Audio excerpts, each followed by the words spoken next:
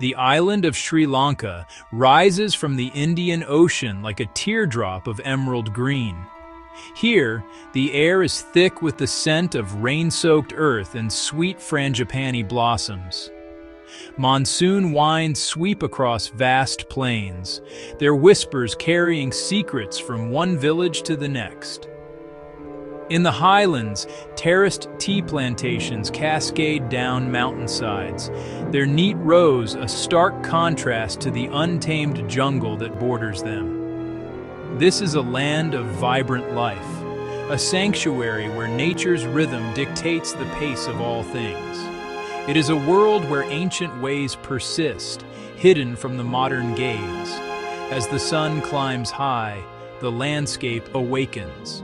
A purple-faced langur, its white beard a mark of wisdom, peers down from the canopy of a giant banyan tree.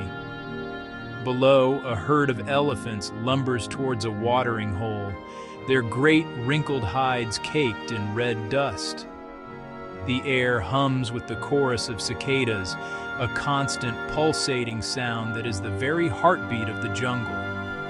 Rivers, swollen with recent rains, carve their way through the terrain, their waters a murky brown, carrying with them the stories of the land and the people who inhabit its remote corners. Here, life unfolds at a pace dictated by the seasons.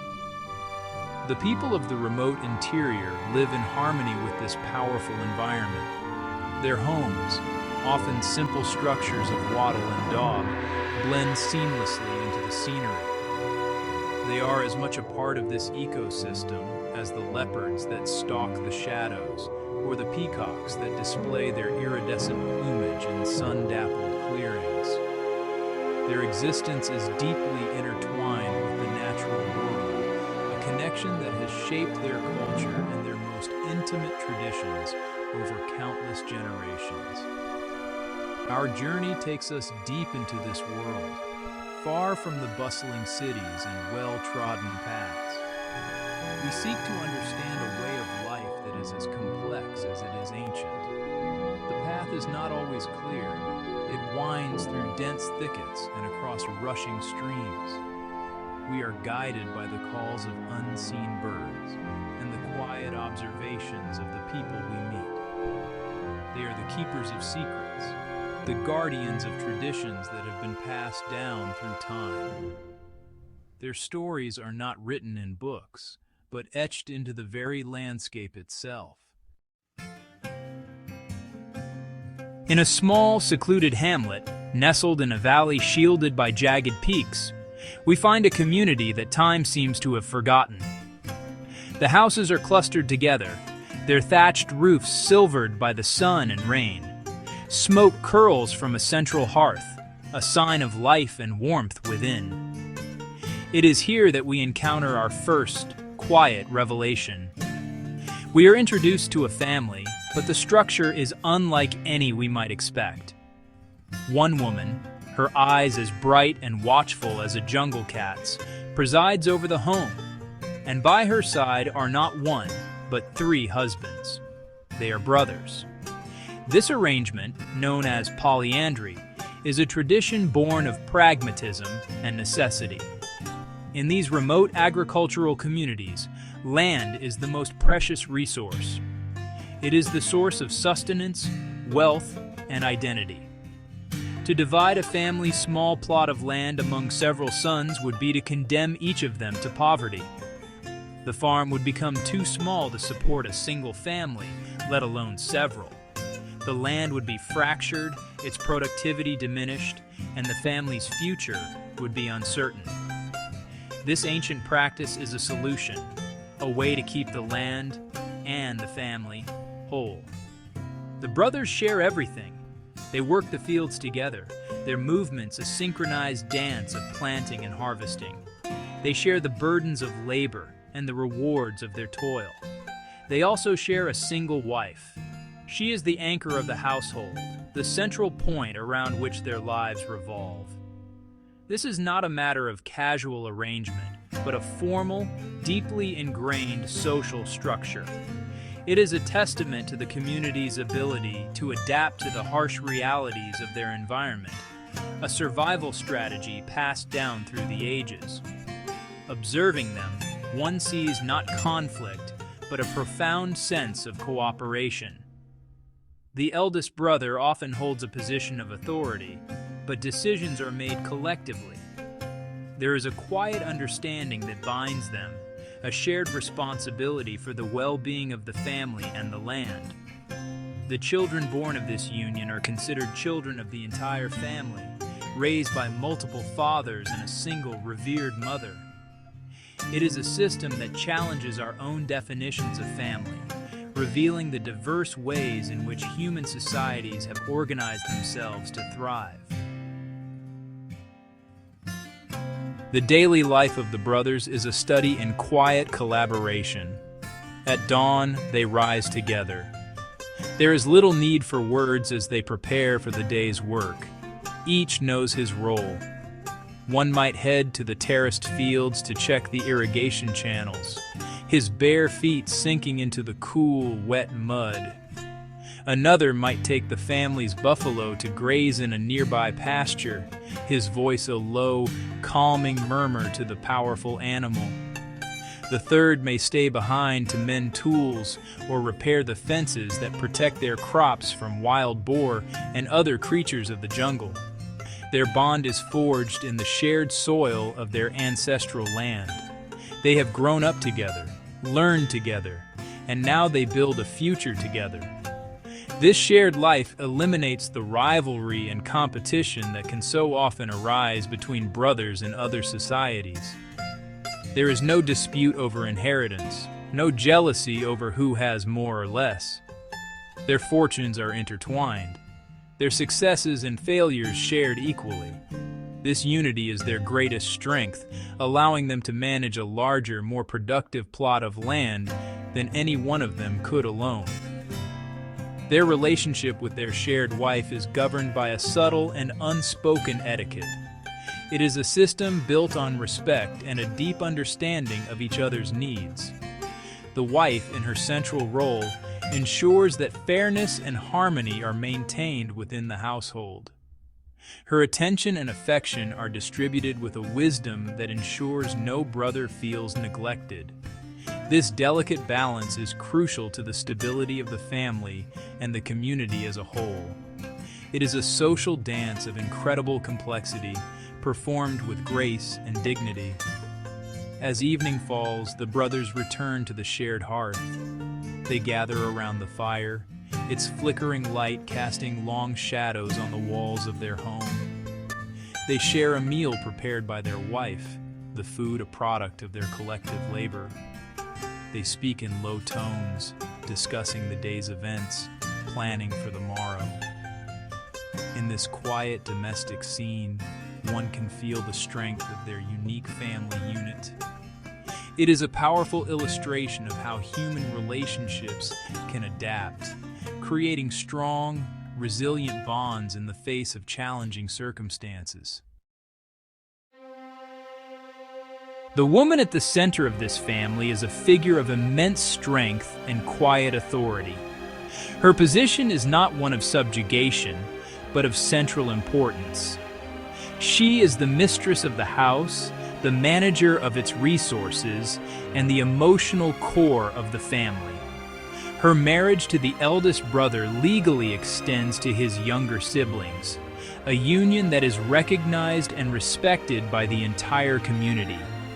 She is known as the Eka Ge Kema, the one house eating, a title that signifies her role as the provider of sustenance for the entire household. Her days are, a tapestry of endless tasks, each performed with a practiced and efficient grace. She rises before the sun to grind grain, her movements rhythmic and strong. She tends the fire, prepares the meals, and manages the household's small vegetable garden. Her knowledge of the land is as deep as that of her husband's. She knows which wild herbs have medicinal properties, which roots are edible, and when the wild fruits are ripe for picking. Her hands, though calloused from work, move with a surprising gentleness as she cares for her children. A woman in this position must possess remarkable diplomatic skills. She is the pivot upon which the family's harmony rests. She must navigate the complex emotional landscape of her relationships with each of the brothers, ensuring that fairness and respect are maintained. Her role is to be a unifying force, to soothe tensions before they can arise, and to foster a spirit of cooperation. It is a position of great responsibility, and the women who hold it are often revered for their wisdom and resilience. In a society where land is paramount, her role extends beyond the domestic sphere. By uniting the brothers, she is the guardian of the family's primary asset. She ensures that the ancestral land remains intact, securing the economic future for her children and for generations to come. She is not merely a wife and mother. She is a custodian of tradition, a manager of resources, and the glue that holds this unique family structure together. Her life is a testament to the vital, though often hidden, role that women play in the survival of their communities. The spiritual life of these communities is as rich and complex as their social structures. It is a world where ancient animist beliefs coexist with the teachings of Buddhism. The natural world is not merely a resource to be exploited. It is a sacred space, filled with spirits and energies that must be respected and appeased. Women, in particular, are seen as having a special connection to the cycles of the earth, and their lives are governed by a series of unique and sometimes startling rituals, especially concerning purity and menstruation. When a woman has her monthly cycle, she is considered to be in a state of heightened power, a state that is believed to be disruptive to the delicate balance of the natural world. During this time, she must observe a period of seclusion. She is forbidden from entering the kitchen, for fear her presence might spoil the food. She cannot enter the paddy fields, as it is believed her touch could cause the crops to wither and die. This is not seen as a punishment, but as a necessary precaution, a way of protecting the community's livelihood. She retreats to a small separate hut, often on the edge of the village. Here, she rests, her meals brought to her by other women or her children. It is a time for quiet contemplation, a temporary withdrawal from the demands of daily life. This ritual, which may seem shocking to an outsider, is deeply embedded in the community's worldview. It is a recognition of the powerful, life-giving forces that women embody, forces that are so potent they must be carefully managed to maintain harmony with the spiritual world. These rituals underscore the profound connection between the people and their environment. They reveal a belief system where the human body and the land are inextricably linked. The woman's cycle mirrors the cycles of the moon, the tides, and the seasons of planting and harvest. By observing these ancient customs, the community seeks to align itself with the greater rhythms of the cosmos. It is a way of life that is governed not by written laws, but by a deep, intuitive understanding of the unseen forces that shape their world. As the tropical dusk settles over the Sri Lankan highlands, the world is painted in shades of violet and gold. The air cools, and the sounds of the day give way to the calls of the night. In the small hamlet, the light from the central hearth casts a warm glow, a beacon of human community in the vast wilderness. Here, in this remote corner of the world, we have glimpsed a way of life that is both ancient and profoundly adaptive. It is a world of shared hearths, bonded brothers, and powerful women who are the custodians of life itself. The traditions we have observed, the sharing of a wife to preserve the land, the sacred rituals that bind women to the earth, are not relics of a forgotten past. They are living, breathing solutions to the challenges of survival in a demanding environment. They speak of a deep wisdom, a knowledge of social and ecological balance that has been refined over centuries. To dismiss them as merely strange or primitive would be to miss their true significance. They are a testament to the incredible diversity of human culture and our species' remarkable ability to innovate. The lives of the people here are woven into a complex and beautiful tapestry. Each thread, the land, the family, the community, the spirits of the natural world, is essential to the strength and integrity of the whole.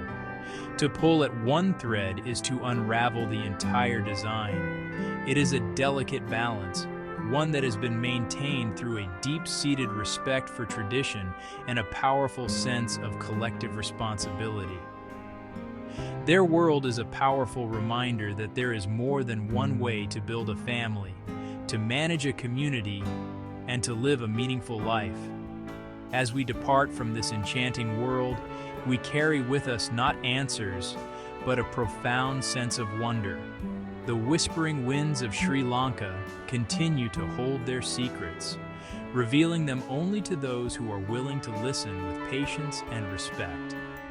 The lives we have witnessed are a powerful lesson in resilience, cooperation, and the enduring connection between humanity and the natural world.